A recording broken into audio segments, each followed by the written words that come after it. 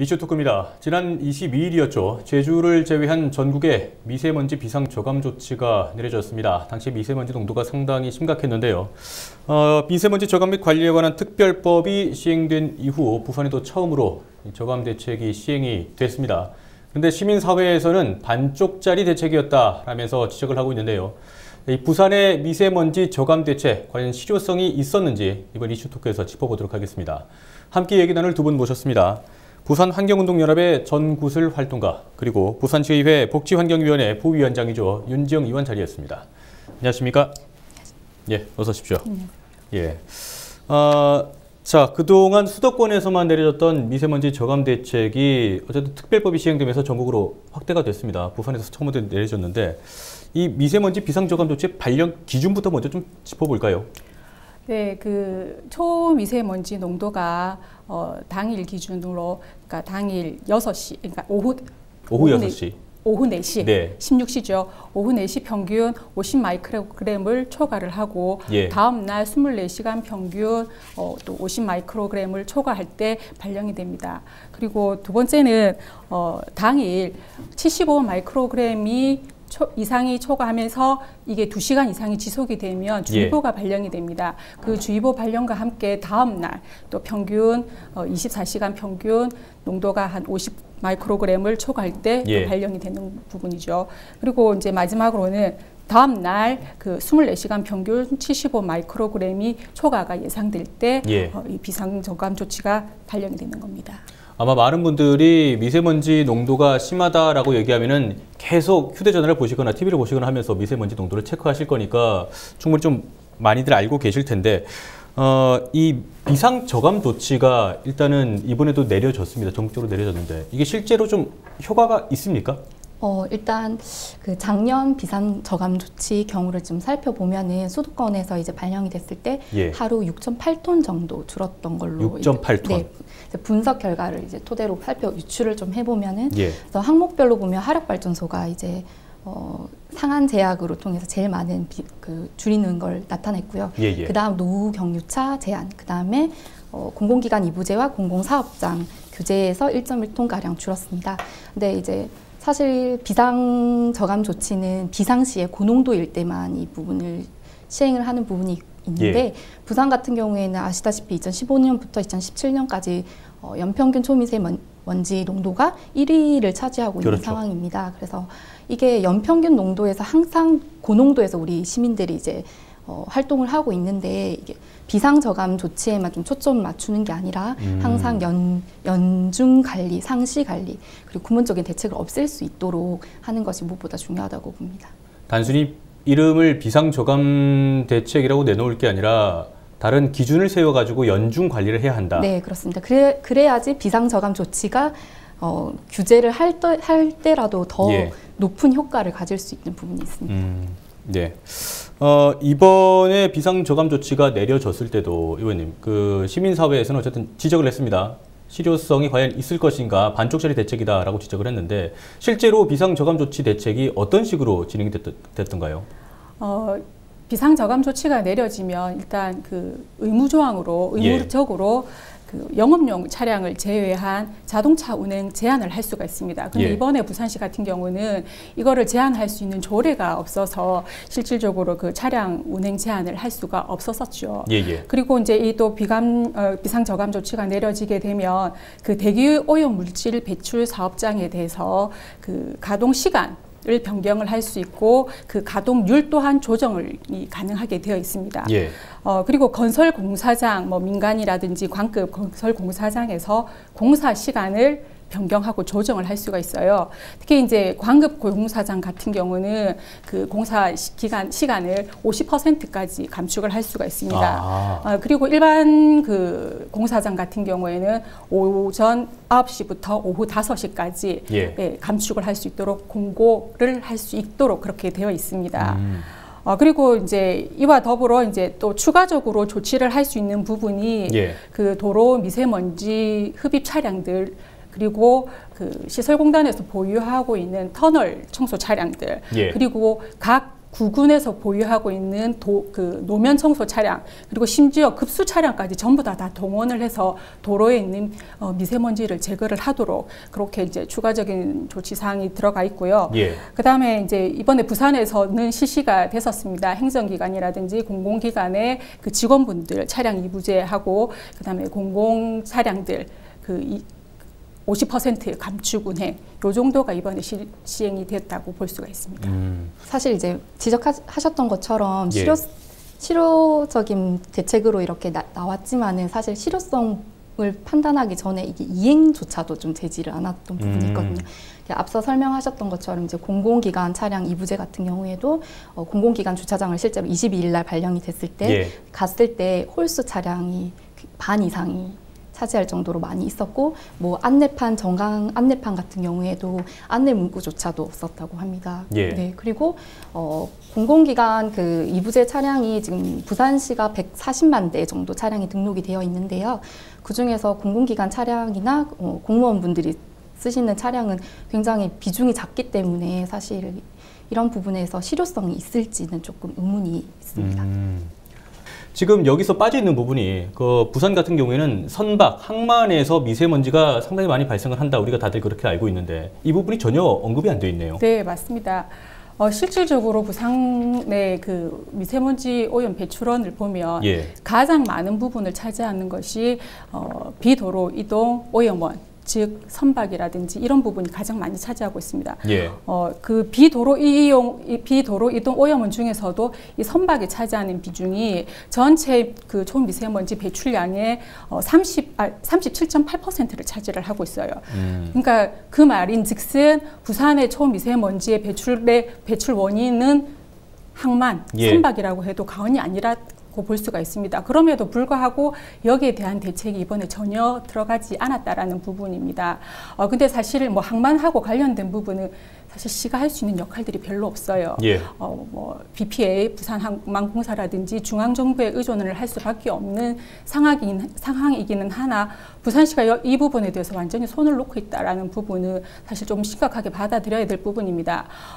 그 강병원 국회의원께서 지난해 8월에 그 항만 지역 등 대기질 개선에 관한 특별법을 그러니까 의원으로 발의를 하셨었어요. 근데 이제 이 특별법에 그 부산이라든지 인천을 포함한 주요 항만 지역의 대기 오염 물질 저감을 할 수 있는 좀 강한 규제들을 좀 많이 담고 있습니다. 근데 이게 아직 통과가 안 되고 지금 계류 중인 걸로 알고 있어요. 근데 지금 이 특별법의 내용을 조금 살펴보면 그 선박에서 배출하고 있는 대기 오염 물질 저감을 위해서 선박 배출 규제 지역을 따로 이렇게 설정을 하고 있습니다. 그리고 저속 운항 해역 지역과 함께 그다음에 이제 선박에 육상 전력 공급 장치를 설치를 하도록 이렇게 규정을 하고 있습니다. 그리고 항만 대기질에 좀 이렇게 부정적인 영향을 미칠 수 있는 그런 선박의 소유자에게 그 환경 개선 부담금이라든가 대기질 개선 부담금을 부과할 수 있도록 특별법에 이렇게 명시를 해놨어요. 지금 이 특별법이 빨리 이게 이제 통과가 되어야지만 이렇게 우리 부산이나 인천처럼 항만을 끼고 있는 도시의 미세먼지 절감을 위해서는 굉장히 중요한 법이라고 할 수 있습니다. 그 활동가님, 다른 지역하고 비교하면 좀 어떻습니까? 부산의 이런 미세먼지 비상 저감 조치나 이런 전반적인 제도나 이런 규제들이 다른 지역에 비해서 좀 나은가요, 상황이? 낮다고 보기가 좀 어려운 부분이 있고요. 서울시 같은 경우에는 이제 미세먼지 특별법을 이제 뒷받침하는 미세먼지 저감에 관한 관리에 관한 조례를 2019년 1월 3일 날 공포를 하고 2월 15일 날 특별법 시행할 때 같이 시행을 좀 한 부분이 있습니다. 그런데 지금 부산시는 조례 아까 앞서 얘기해 주셨듯이 조례조차도 지금 제정을 못하고 있는 상황이고 구상을 하고 있는 단계에 있습니다. 그래서 실제로 지금 비상 저감 조치가 이제 발령이 되면은 5등급 차량에 대해서는 운행을 제한을 하고요. CCTV 51개의 지역에 있는 CCTV를 통해서 이제 과태료를 10만 원 부과를 할 수 있게 됩니다. 그리고 뭐 공공기관에 있는 그 주차장을 이제 폐쇄를 하겠다고 이제 발표를 또 했고요. 그런데 이제 실제로 제일 핵심인 부분은 차량 이부제 부분이고요. 이번에 그 서울 그 서울시의 조례에 들어가 있는 부분에서는 이부제 부분이고요. 그 전에는 이제 공공기관 쪽에서 이부제를 하는 건 의무였지만 시민들은 그냥 이제 권고 사항이었는데 이번 특별 조례를 통해서 이제 시민들도 이렇게 이부제를 의무화할 수 있는 조항을 넣게 되었습니다. 부산이 당장 도입하려면은 상당히 좀 많은 준비가 필요할 텐데. 그렇죠. 아직 거기에 대한 준비가 어느 정도 좀 돼 있는지가 좀 궁금합니다. 지금 시에서는 원래는 아까 서울처럼 이 특별법이 시행이 되는 2월 15일에 맞춰서 조례가 그 이전에 제정이 되었어야 되고 그 시행과 더불어 함께 이제 이 조례 규정에 근거해서 뭐 대책이라든지 그 뭐 법적으로 제재를 가할 수 있는 그런 근거들을 마련을 했었어야 되는데 사실 시가 굉장히 늦었어요. 예. 그리고 지금 시는 이제 뭐 시민들과의 소통을 통해서 이 조례를 제정을 하겠다라고 이야기는 하고 있습니다. 그런데 언제까지 제정을 하겠다라고 이렇게 명시를 하지를 않고 있습니다. 그래서 이게 지금 다음 달 바로 될 것인지 아니면 정말 6개월 뒤에 조례가 제정이 될 것인지는 사실 두고 봐야 되는 상황인 거예요. 시에서는 좀 더 많은 시민들의 의견을 수렴을 해서 뭐 아까 그 자동차 운행 제한이라든지 공사장의 시간 변경, 조정 이런 부분들을 뭐 담기 위해서는 좀 더 공을 많이 들여야 된다라고 사실 이야기는 하고 있습니다. 그럼에도 불구하고 지금 미세먼지 발령, 그러니까 경보가 발령되는 횟수가 점점 잦아지고 있거든요. 그러면 조례가 없으면은 단지 그냥 시민들의 자발적인 참여 여기에만 지금 의존해야 되는 상황입니다. 그렇기 때문에 지금 이 조례 제정이 가장 시급한 문제라고 볼 수가 있습니다.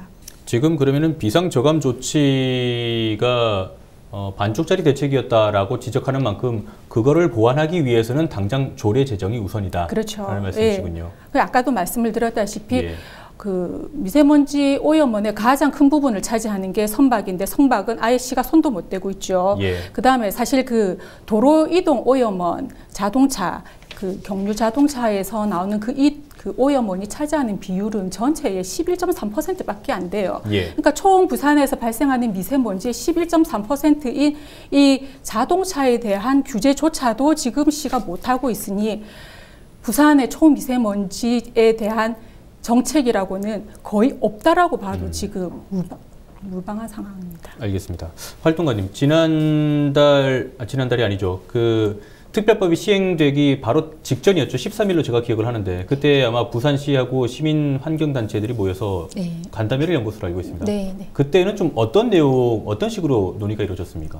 네, 그때 이제 주로 얘기가 나왔던 부분은 이제 조례 제정을 위해서 이제 시민들이 5등급 차량 운행 제한 혹은 이부제 차량 제한에 대해서 이제 어떤 의견을 가지고 있는지에 대해서 일단은 뭐 의견을 물어보는 형태였었고요. 그래서 저희는 사실 두 가지를 다 함께 해야 된다고 그래야만 이제 이 미세먼지를 저감을 할 수 있다라는 의견을 좀 드렸습니다. 그런데 이제 이부제를 시민들에게 권고만 하는 경우에는 사실은 이 법은 유명무실할 수밖에 없는 의미가 없기 때문에 좀 시민들이 이렇게 좀 걱정을 하시긴 하셨지만 단계가 조금 딜레이 될 수도 있다고 걱정을 하시긴 했지만 어쨌든 시민들이 자발적으로 그런 것들을 만들어서 내가 이 이부제를 참여를 하겠다라는 걸 만들 필요가 있고 실제로 이제 서울시가 굉장히 빨리 했었던 부분이 2017년 5월에 그때 광화문 광장에서 3,000명을 대상으로 대토론회를 진행을 했었습니다. 그런데 그때 이제 서울 시민들이 냈던 의견들 중에 가장 많이 나왔던 게 이부제를 하자, 이부제를 참여하겠다였거든요. 그래서 그 결과를 토대로 이제 조례 제정을 했던 부분이 있는데 부산은 사실 많이 늦었지만 이제 시민들 의견을 조금 많이 취합을 해서 이부제가 강제 규정으로 갈 수 있도록 하는 부분이 보완 사항에 포함되어지지 않을까 싶습니다. 그 당시에도 시에서 얘기했던 게 3월 달에 시민 공청회를 하겠다라고 얘기를 했는데 그만큼 굳이 공청회나 간담회가 아니더라도 요즘은 시민 의견을 수렴할 수 있는 그런 소통 창구가 상당히 많지 않습니까?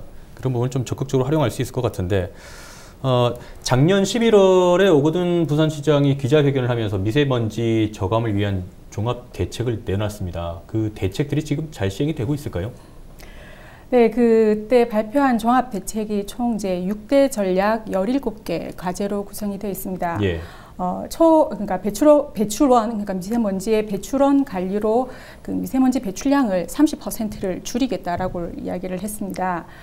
근데 아까 제가 말씀드렸다시피 전체적인 큰 부분을 차지하고 있는 선박이라든지 항만에 대해서 손 놓고 있고 단지 11.3%밖에 해당이 안 되는 도로, 그러니까 자동차 차량에 대한 운행 제한도 제대로 되고 있지 않은 상황에서 과연 이 30% 줄이기가 제대로 될 수 있을까 하는 부분에 굉장히 의문을 많이 가지고 있습니다. 그리고 이제 그때 나왔던 대책 중에 하나가 이제 아이들에게 안전한 미세먼지 스쿨존을 이제 만들어서 노상에 주차장을 배설을 한다든지 아이들이 안전하게 이제 통학을 할 수 있는 그런 스쿨존을 만들겠다라고 이야기를 했습니다. 그리고 대중교통 실내 공기질을 개선을 하겠다라고 했으며 또 이제 지하도 상가 있지 않습니까? 거기에 그 공기질도 이제 관리를 잘 하겠다라고 이야기를 하셨습니다. 그리고 이제 고농도 미세먼지 발생 시 거의 재난에 준하는 그런 대응책을 마련을 하겠다라고 이야기를 하셨습니다. 그리고 이제 또 꼼꼼한 대기질 관리와 신속한 상황 전파로 시민의 건강을 보호하겠다라고 이야기를 하셨는데 방금 제가 말씀드렸던 이 6개 과제 중에서 지금 제대로 실시되고 있는 것이 과연 어떤 것인지 사실 저도 궁금합니다. 이게 지금 말은 이렇게 6대 과제 6대 전략 17개 과제를 이렇게 선정을 해서 발표를 하셨는데 실질적으로 시가 능동적으로 내지는 선제적으로 대응을 하고 있는 정책이 사실 눈에 보이지 않고 있습니다. 지금 부산시의 대기질 관련 정책이라든지 환경 관련 정책이 주로 국가에서 실시하는 사업들에 대한 매칭 사업으로 일관되고 있습니다. 이런 상황에서 지금 오 시장께서 발표를 하신 이 종합 대책이 과연 얼마나 효과를 발휘할 수 있을지 사실 앞으로 좀 두고 봐야 될 것 같습니다. 이 부분은 환경연에서는 어떤 입장을 가지고 있습니까? 네, 지적하신 부분대로 좀 매칭으로 많이 가고 있고 그 사업들 중에 이제 학교에 공기청정기를 설치하겠다 이런 어린이집이나 학교에 공기청정기를 설치하겠다는 부분은 교육청에서 이제 주관을 하고 있는 부분이 있고 그 도시철도나 그 버스에 공기청정기를 설치를 하겠다는 것도 부산교통공사의 계획입니다.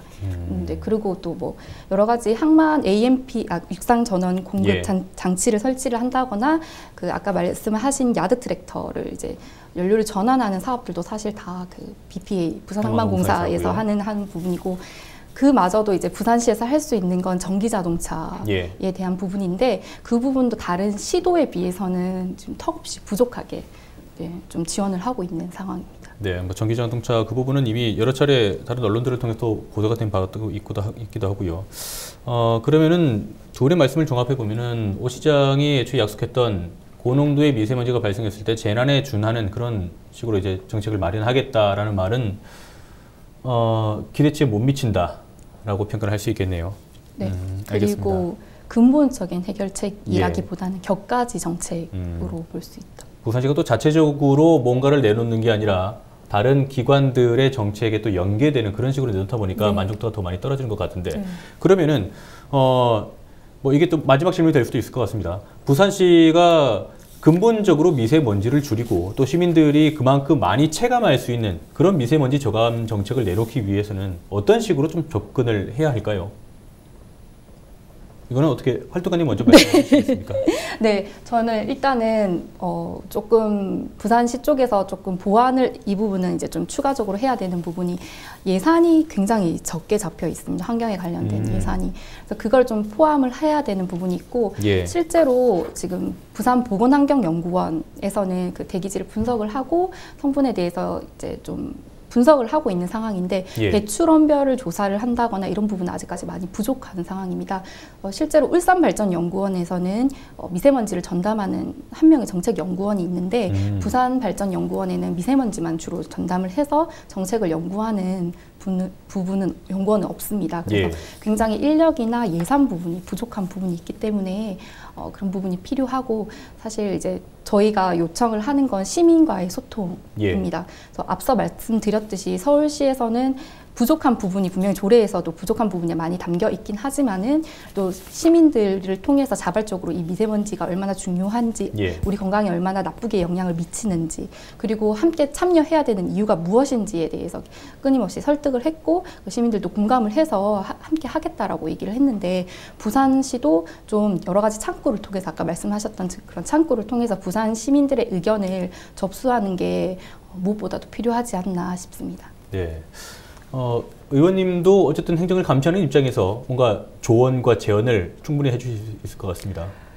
기본적으로 부산시의 환경 예산이 좀 적다라고 볼 수 있습니다. 예. 특히 올해 같은 경우는 작년에 그 환경 예산의 한 11% 정도가 삭감이 됐어요. 예.